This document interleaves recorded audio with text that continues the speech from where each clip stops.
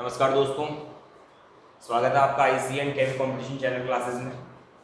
तो आइए एक बार फिर से हम आपसे जुड़ने की कोशिश करते हैं और बात करते हैं। जैसे कि वीडियो हम आपके सामने इकोनॉमिक्स के लेकर आ रहे हैं, उसी को कंटिन्यू करते हैं।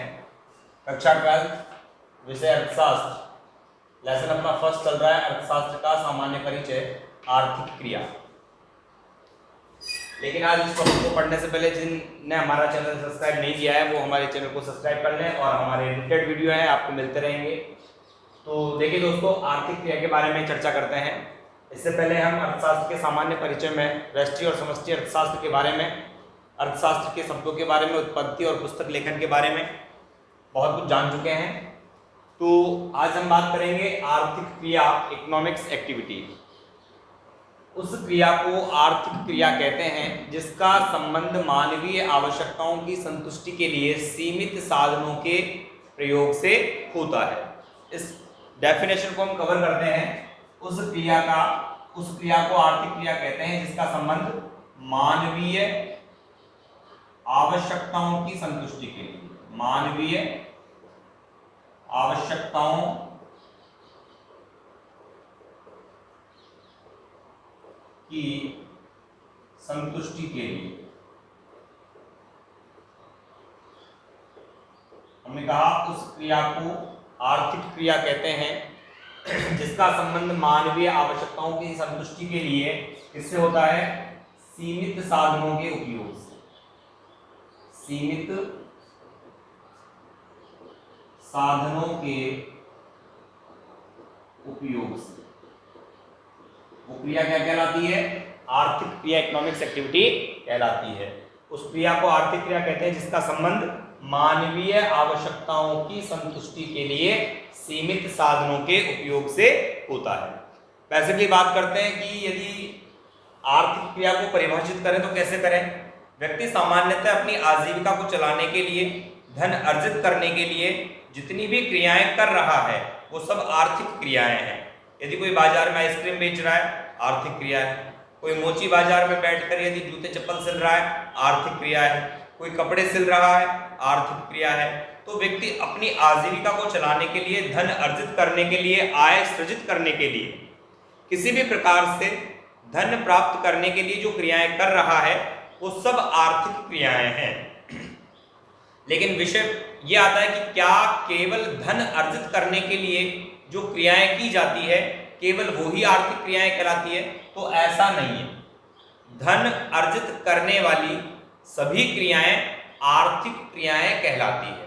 डेफिनेट 100% श्योर है कि धन अर्जित करने वाली सभी क्रियाएं आर्थिक क्रियाएं कहलाती है। लेकिन धन अर्जित नहीं करने वाली क्रिया आर्थिक क्रिया कहलाती है या नहीं? इस प्रश्न का जवाब, उत्तर जान लेना विशेष आवश्यक है। तो हम बात करते हैं, उन्हें आपको रिपीट कर रहा हूं कि धन अर्जित करने वाली सभी क्रियाएं आर्थिक क्रियाएं होती है, लेकिन सभी आर्थिक क्रियाएं आवश्यक रूप से धन अर्जित करने वाली हो यह जरूरी नहीं है। अब यदि सभी आर्थिक क्रियाएं धन अर्जित करने वाली नहीं है तो वो कौन सी क्रियाएं हैं जो धन अर्जित नहीं करती और फिर भी आर्थिक क्रिया में शामिल की जाती है?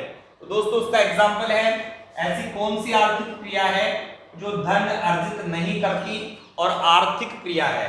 वो है उपभोग। उपभोग ऐसी आर्थिक क्रिया है जिससे धन अर्जित नहीं होता, लेकिन क्या होता है? मानवीय आवश्यकताओं की संतुष्टि होती है। तो उपभोग से मानवीय आवश्यकताओं की संतुष्टि होती है और उपभोग वह आर्थिक क्रिया है जिससे धन का सृजन नहीं होता। ये एक बहुत ही इंपॉर्टेंट टॉपिक है जहां से 100% 1 मार्क्स या 2 मार्क्स में आपसे क्वेश्चन पूछ लेता है कि आर्थिक क्रिया से आप क्या समझते हैं, आर्थिक क्रिया किसे कहते हैं। तो दोस्तों पुनः एक बार मैं डेफिनेशन रिपीट कर देता हूं। उस क्रिया को आर्थिक क्रिया कहते हैं जिसका संबंध मानवीय आवश्यकताओं की संतुष्टि के लिए किससे होता है? सीमित साधनों के उपयोग से होता है। इस परिभाषा में ये बहुत ही साइलेंट है, लेकिन आगे चलकर इस टॉपिक पर बहुत बड़ा हम डिस्कस करेंगे। सीमित साधनों के उपयोग का मतलब क्या है? हमारे पास जितने भी रिसोर्सेज हैं, फैक्टर्स हैं, साधन हैं, संसाधन हैं, वो सब सीमित हैं। और यहाँ संसाधनों में मुख्य रूप से 4 संसाधनों की बात की जाती है: भूमि, पूंजी, श्रम और उद्यमी। ये उत्पादन के वो 4 साधन हैं जो उत्पादन गतिविधियों में शामिल होते हैं और उत्पादन करने में सहायक होते हैं। तो ये जो 4 साधन है ये हमारे पास सीमित होते हैं और इन सीमित साधनों के उपयोग से मनुष्य क्या चाहता है, अधिकतम आवश्यकताओं को संतुष्ट करना चाहता है।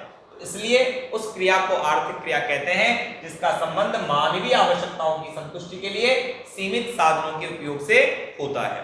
इसमें विशेष हमने ये कहा सभी क्रियाएं, आर्थिक क्रियाएं धन अर्जित करने वाली होती है, सभी धन अर्जित करने वाली क्रियाएं आर्थिक क्रियाएं होती है, लेकिन सभी आर्थिक क्रियाएं धन अर्जित करने वाली हो यह आवश्यक नहीं है।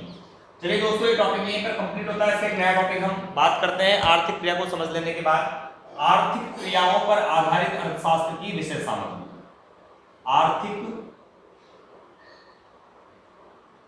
क्रियाओं के आधार पर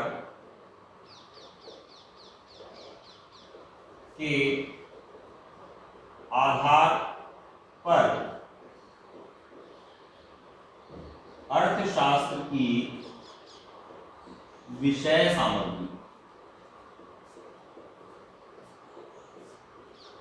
तो दोस्तों, ये आर्थिक क्रियाओं के आधार पर अर्थशास्त्र की विशेष सामग्री क्या है? आर्थिक क्रियाओं के आधार पर यदि अर्थशास्त्र की विशेष सामग्री की बात करें तो ये विशेष सामग्री वो स्तंभ है जो अर्थव्यवस्था को चलाने के लिए संपूर्ण अर्थशास्त्र उन्हीं के अंदर समाहित है। ये जो सर्कल है अर्थशास्त्र का ये उनके ऊपर निर्भर है। कौन कौन से टॉपिक है? आर्थिक क्रियाओं के आधार पर अर्थशास्त्र की विशेष सामग्री। तो आर्थिक क्रियाओं के आधार पर अर्थशास्त्र की विशेष सामग्री को 5 भागों में बांटा गया है। कितने भागों में बांटा गया है? 5 भागों में। वो 5 भाग कौन से हैं आइए डिस्कस करते हैं। फर्स्ट पॉइंट है उपभोग। क्या है? उपभोग। सेकंड है उत्पादन। थर्ड है आपका विनिमय। नेक्स्ट है फोर्थ पॉइंट है आपका वितरण। लास्ट पॉइंट है आपका। यदि दोस्तों आपने आपका स्टडी मटेरियल नहीं लिया है तो आप अपने पेन कॉपी ले लेंगे और मुझे सुनने के साथ साथ इन्हें कंप्लीट करेंगे।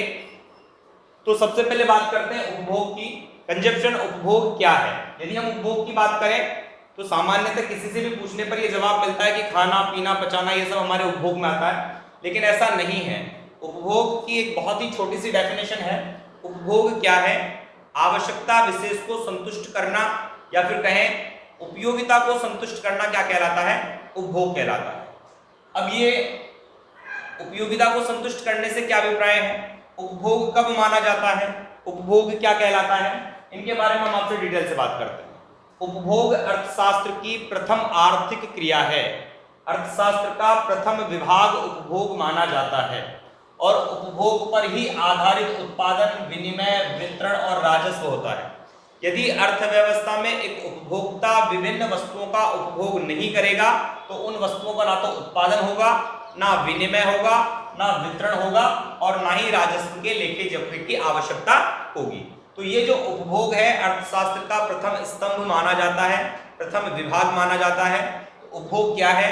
जब हम अपनी आवश्यकता विशेष की संतुष्टि के लिए किसी वस्तु विशेष का उपयोग करते हैं, उस वस्तु से जो हमें उपयोगिता प्राप्त होती है वो उपभोग माना जाता है। जब हम वस्तु विशेष का उपयोग करते हैं और वो हमारी आवश्यकता विशेष को संतुष्टि प्रदान करती है तो माना जाता है कि हमने वस्तु विशेष का क्या किया है? उपभोग किया है। क्या किया है? उपभोग किया है। उपभोग के विषय में 2 बातें महत्वपूर्ण हैं कि उपभोग करते समय उपभोक्ता को त्याग करना पड़ता है, लेकिन वो त्याग मुद्रा में ही किया गया हो यह आवश्यक नहीं है। हम किसी मित्र के यहाँ पर जाते हैं, दोस्त के यहाँ पर जाते हैं या कहीं भी चले जाते हैं और कोई भी हमें कोई खाने पीने की वस्तु प्रेजेंट कर देता है, हम खा लेते हैं। तो हमने उसका उपभोग किया है या नहीं किया है? बिल्कुल किया है। लेकिन क्या हमने उसके लिए अमाउंट पेड किया है, भुगतान किया है, मौद्रिक भुगतान किया है? नहीं। लेकिन मैंने कहा उपभोग करने के लिए त्याग करना आवश्यक है, लेकिन वो त्याग मुद्रा ही हो यह आवश्यक नहीं है। तो फिर वो त्याग क्या होगा? त्याग 2 प्रकार के हैं, दोनों में से डेफिनेट आप एक चीज का त्याग अवश्य करेंगे, या तो वो मुद्रा होगी या फिर होगा समय। यदि आपका दोस्त आपको फ्री में मूवी दिखाता है तो यकीनन आपने मनी पेड नहीं की है, मुद्रा का भुगतान नहीं किया है, लेकिन 3 घंटे बैठकर जो आप मूवी देख रहे हैं, वॉच कर रहे हैं, वो समय का त्याग आप कर रहे हैं और तब आप उसके क्या बन जाएंगे, उपभोक्ता बन जाएंगे, तब माना जाएगा कि आपने उपभोग किया। नेक्स्ट पॉइंट है उत्पादन। उत्पादन किसे कहा जाता है? सामान्य शब्दों की परिभाषा है वस्तु का निर्माण करना, वस्तु को बनाना उत्पादन कहलाता है। हम अर्थशास्त्र की दृष्टिकोण से बात करें तो इससे बढ़ चढ़कर बात करेंगे। उत्पादन के संबंध में 2 दृष्टिकोण देखे जाते हैं, एक वैज्ञानिक दृष्टिकोण है और एक अर्थशास्त्रीय दृष्टिकोण है। दोस्तों वैज्ञानिक दृष्टिकोण है और अर्थशास्त्रीय दृष्टिकोण है। मैंने बताया उत्पादन की परिभाषा से संबंधित एक कौन सा दृष्टिकोण है? वैज्ञानिक दृष्टिकोण, और एक कौन सा दृष्टिकोण है? अर्थशास्त्रीय दृष्टिकोण। वैज्ञानिक दृष्टिकोण उत्पादन की परिभाषा में कहता है कि मनुष्य ना तो किसी वस्तु का निर्माण कर सकता है और ना ही किसी वस्तु को नष्ट कर सकता है। इट मींस हम उत्पादन कर ही नहीं सकते। आज हम बात करें कि हमने इस चीज का उत्पादन किया है, हम बात करें हमने एक पंखा बनाया, तो पंखे में जितने भी मटेरियल लगा हुआ है, क्या वो हमने बनाया है? क्या लोहा हमने बनाया है? क्या तांबा हमने बनाया है? क्या मैग्नेट हमने बनाया है? नहीं, ये सब प्रकृति द्वारा प्रदत्त वस्तुएं हैं जिनका हमने हमारी आवश्यकताओं के अनुरूप क्या कर लिया है, उनको उपयोगी बना लिया है। तो वैज्ञानिक दृष्टिकोण कहता है कि मनुष्य ना तो किसी चीज का निर्माता है और ना ही किसी चीज को नष्ट कर सकता है। तो वैज्ञानिक दृष्टिकोण के आधार पर उत्पादन संभव ही नहीं होगा, लेकिन ऐसा नहीं है। उत्पादन की उचित परिभाषा अर्थशास्त्रीय दृष्टिकोण से प्राप्त होती है। और अर्थशास्त्रीय दृष्टिकोण क्या कहता है कि उत्पादन क्या है? उत्पादन वह है जब एक व्यक्ति अपनी आवश्यकता को संतुष्ट करने के लिए प्रकृति द्वारा प्रदत्त वस्तुओं को अपनी आवश्यकता अनुसार उपयोगी बना लेता है। जितने भी वस्तुएं हैं प्रकृति द्वारा प्रदत्त है और हम उन वस्तुओं को अपनी आवश्यकता विशेष को संतुष्ट करने के लिए क्या कर लेते हैं, उपयोगी बना लेते हैं। तो वस्तुओं की उपयोगिता का सृजन करना क्या कहलाता है, उत्पादन कहलाता है। वस्तुओं की उपयोगिता का सृजन करना, तो ये सृजन करने से क्या अभिप्राय है, सृजन करने का मतलब है किसी वस्तु विशेष की उपयोगिता को बढ़ाना या उस वस्तु विशेष के मूल्य में वृद्धि करना ही क्या कहलाता है, उत्पादन कहलाता है। जंगल से सामान्य तौर पर लकड़ी काटी जाती है, लेकिन लकड़ी इतनी मूल्यवान नहीं होती है, लेकिन लकड़ी से हम विशिष्ट प्रकार के फर्नीचर बना देते हैं तो उस लकड़ी के मूल्य में वृद्धि हो जाती है। जो लकड़ी हम जंगल से काटते हैं वो इतनी अधिक उपयोगी भी नहीं होती है, लेकिन उस लकड़ी के रूप, रंग, आकार, गुण इत्यादि में हम परिवर्तन कर कभी उससे टेबल, कभी कुर्सी, कभी फर्नीचर, कभी बेड, कभी सोफे इत्यादि निर्मित कर लेते हैं, तो वो वस्तुएं अधिक उपयोगी सिद्ध होती हैं और वस्तु विशेष की उपयोगिता का सृजन करना ही क्या कहलाता है दोस्तों, उत्पादन कहलाता है। चलिए नेक्स्ट बात करते हैं विनिमय। एक्सचेंज क्या है? विनिमय का सामान्य सा अर्थ है आदान प्रदान या अदला बदली। क्या है दोस्तों? आदान प्रदान या अदला बदली विनिमय कहलाती है।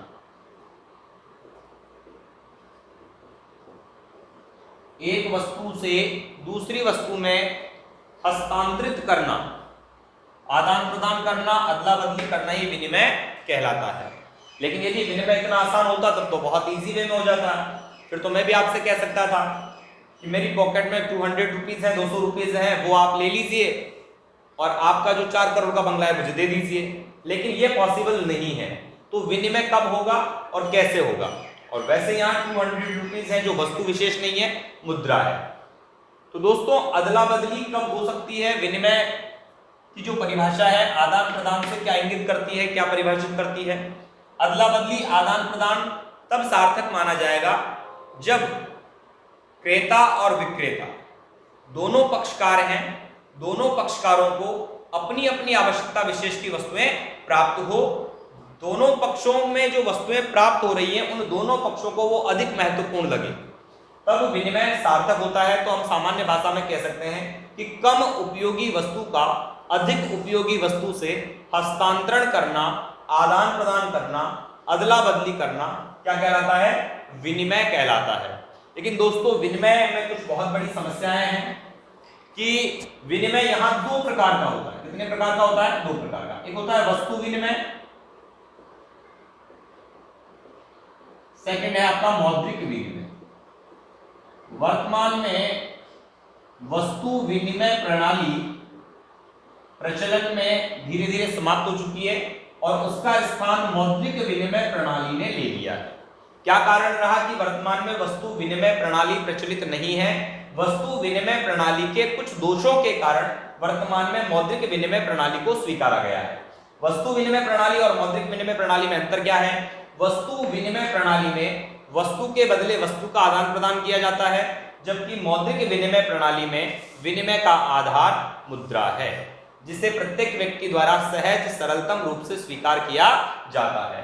तो दोस्तों, वस्तु विनिमय प्रणाली के वो कौन से दोष थे जिनके कारण हमको मौद्रिक विनिमय प्रणाली को अपनाना पड़ा? तो जो वस्तु विनिमय प्रणाली के दोष थे दोस्तों, वस्तु विनिमय प्रणाली के दोष, कुछ दोष थे, जैसे कि हम कह सकते हैं दोहरे संयोग का अभाव, दोहरे संयोग का अभाव। ये दोहरे संयोग का अभाव है, जैसे कि ए और बी व्यक्ति है, ए व्यक्ति के पास दूध है और बी व्यक्ति के पास दही है। ए व्यक्ति को दूध का त्याग करना है और बी व्यक्ति से दही लेना है, बी व्यक्ति को दही का त्याग करना है और ए से दूध लेना है। अब इसको हम यदि कहें कि ए व्यक्ति तो बी व्यक्ति की जो वस्तु है दही उसे प्राप्त करना चाहता है, लेकिन जो बी व्यक्ति है ए व्यक्ति की जो वस्तु है दूध उसे लेना नहीं चाहता। इसका मतलब है पक्षकार ए को तो बी व्यक्ति की वस्तु की आवश्यकता है, लेकिन पक्षकार बी को ए व्यक्ति की वस्तु की आवश्यकता नहीं है। यानी कि दोनों पक्षों के पास ऐसी वस्तुएं नहीं है जो दोनों के लिए महत्वपूर्ण हो या दोनों उनका आदान प्रदान करना चाहते हैं। तो वस्तु विनिमय प्रणाली की सबसे बड़ी समस्या थी दोहरे संयोग का अभाव। एक व्यक्ति के पास जो वस्तु है बी व्यक्ति लेना चाहता है, लेकिन बी व्यक्ति के पास जो वस्तु है ए नहीं लेना चाहता। तो आप इसे किसी भी रूप से प्रेजेंट कर सकते हैं। दूसरा है वस्तु विभाजन की समस्या। वस्तु विभाजन की समस्या। दोस्तों, वस्तु विभाजन की समस्या वस्तु विनिमय प्रणाली के दोषों की सबसे बड़ी समस्या मानी जाती है। वस्तु विभाजन की समस्या है कि मैंने कहा व्यक्ति ए और व्यक्ति बी, मैंने कहा व्यक्ति ए के पास 2 घोड़े हैं, जबकि व्यक्ति बी के पास 4 बकरियां हैं। कितनी बकरियां हैं? 4 बकरियां। अब विषय यह है कि व्यक्ति ए व्यक्ति बी से बकरियां प्राप्त करना चाहता है, व्यक्ति बी व्यक्ति ए से घोड़ा प्राप्त करना चाहता है। लेकिन मैंने आपसे कहा कि यदि विनिमय इतना आसान होता तो मैं आपसे कह देता कि मेरे पास जो ये शर्ट है आप ले लीजिए और आपकी जो मारुति कार है मुझे दे दीजिए। लेकिन ये रेशो विनिमय का नहीं है। जब वस्तु विनिमय भी किया जाता था तो एक विनिमय की सामान्य दर होती थी जहां दोनों पक्षकार सहमति प्रदान करते थे। जब दोनों पक्षों में वस्तु विनिमय के लिए सहमति हो जाती थी वहां विनिमय किया जाता था। तो यहां हम विनिमय की बात कर रहे हैं कि एक घोड़े के बदले में बी व्यक्ति 2 बकरियों का त्याग करेगा और 2 बकरियों को प्राप्त करने के बदले ए व्यक्ति 1 घोड़े का त्याग करेगा। ये इनके विनिमय की दर, विनिमय का रेशो निर्धारित हुआ। अब हम बात करते हैं कि ए व्यक्ति है जो बकरियां प्राप्त करना चाहता है, बी व्यक्ति है घोड़ा प्राप्त करना चाहता है। लेकिन बात सिर्फ इतनी सी है कि जो 1 घोड़े के बदले कितनी बकरियां हैं विनिमय में? 2 बकरियां। 1 घोड़ा प्राप्त, यदि बी व्यक्ति 1 घोड़ा प्राप्त करेगा तो इसे 2 बकरियों का त्याग करना है। अब बी व्यक्ति जो है बकरियां देने के लिए तो तैयार है, लेकिन वो कह रहा है कि मैं सिर्फ 1 बकरी का ही त्याग करूंगा। कितनी बकरी का त्याग करूंगा? 1 बकरी का। तो बेटा 1 बकरी के बदले में घोड़ा कितना दिया जाएगा? 1/2, 1/2। तो क्या घोड़े का आधा पॉसिबल है, संभव है? नहीं। तो घोड़े का आधा विनिमय के रूप में, लेन देन के रूप में मान्य या स्वीकार्य नहीं है, इसका कोई अर्थ नहीं होगा। तो ऐसी बहुत सारी वस्तुएं हैं जिनको विभाजन के रूप में प्राप्त नहीं किया जा सकता। कई वस्तुएं ऐसी हैं जिनको छोटी छोटी इकाइयों में विभाजित किया जा सकता है। तो वस्तु विनिमय के कुछ इस प्रकार के दोषों के कारण वर्तमान में मौद्रिक विनिमय प्रणाली अस्तित्व में है और मौद्रिक विनिमय प्रणाली में विनिमय का माध्यम मुद्रा है। तो चलिए दोस्तों आगे हम बात करते हैं। नेक्स्ट पॉइंट की हम बात कर रहे हैं वितरण। वितरण का मतलब है डिस्ट्रीब्यूशन, बांटना। और ये बहुत सिंपल है, वितरण का मतलब है बांटना। वितरण भी 2 प्रकार का है। एक तो है व्यक्तिगत वितरण व्यक्तिगत वितरण, दूसरा है कार्यात्मक वितरण। कौन सा है? कार्यात्मक वितरण। इन दोनों की डेफिनेशन बहुत इजी है, जैसा कि आपको नाम से ही समझ में आ रहा है, व्यक्तिगत वितरण और कार्यात्मक वितरण। पहले मैं कार्यात्मक वितरण की बात करता हूं। कार्यात्मक वितरण क्या है? कार्यात्मक वितरण में है कार्य के अनुसार वितरण, जिसने जितना काम किया है उसको उतने मूल्य का भुगतान कर दिया जाए। तो कार्यात्मक वितरण में है, मान लीजिए अर्थव्यवस्था में 1000 रुपए मूल्य की वस्तु का उत्पादन हुआ है और उसका वितरण किसमें किया जाएगा? तो कार्यात्मक वितरण में उस वस्तु के उत्पादन में कौन कौन सी वस्तुएं सहायक है? उत्पादन के साधन, वो है भूमि, पूंजी, श्रम, उद्यमी। 4 उत्पादन के साधन मैंने आपको बताए थे। तो भूमि को वितरण के रूप में लगान की प्राप्ति होगी और पूंजी पर ब्याज की प्राप्ति। तो अर्थव्यवस्था में प्राप्त उत्पादन से या प्राप्त उत्पादन को उत्पत्ति के साधनों में पुनः वितरित करना क्या कहलाता है? कार्यात्मक वितरण कहलाता है। हम उत्पादन के मूल्य को उत्पत्ति के 4 साधनों में यथा अनुपात कार्य के अनुसार विभाजित करते हैं। जबकि व्यक्तिगत वितरण क्या है कि अर्थव्यवस्था में उत्पादित वस्तुओं और सेवाओं को प्रत्येक व्यक्ति, प्रत्येक उपभोक्ता, जन समूह तक पहुंचाना व्यक्तिगत वितरण कहलाता है। तो दोस्तों, आज की वीडियो का लास्ट पॉइंट रहा है हमारा राजस्व। राजस्व क्या है? राजस्व है सरकार की आय और व्यय का लेखा जोखा रखना, राजस्व कहलाता है। राजस्व के अंदर हम सार्वजनिक आय, सार्वजनिक व्यय, सार्वजनिक आय, सार्वजनिक व्यय,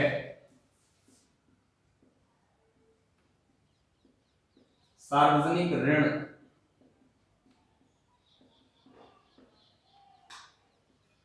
जिन्हें लोक आय, लोक व्यय व लोक ऋण भी कहा जाता है, इत्यादि का लेखा जोखा रखते हैं। तो सरकार की आय और व्यय का लेखा जोखा रखना ही राजस्व कहलाता है। तो दोस्तों, आर्थिक क्रियाओं के आधार पर अर्थशास्त्र की विषय व सामग्री को हमने 5 भागों में आज पढ़ा है: उपभोग, उत्पादन, विनिमय, वितरण और राजस्व। आशा करता हूं कि ये वीडियो आपको बहुत अच्छे से समझ में आया होगा और इसके अगले जो वीडियो है वो भी मैं आपको बहुत जल्द आपके सामने लेकर आऊंगा और बहुत ही जल्द हमारा फर्स्ट चैप्टर है कंप्लीट होने वाला है। तो दोस्तों, बने रहिए हमारे साथ, लाइक और सब्सक्राइब हमारे चैनल को करते रहिए, अपने दोस्तों के साथ शेयर करते रहिए, ताकि 12th स्टूडेंट जितने भी कॉमर्स के हैं उनको सभी को इसका बेनिफिट मिले। तो थैंक यू।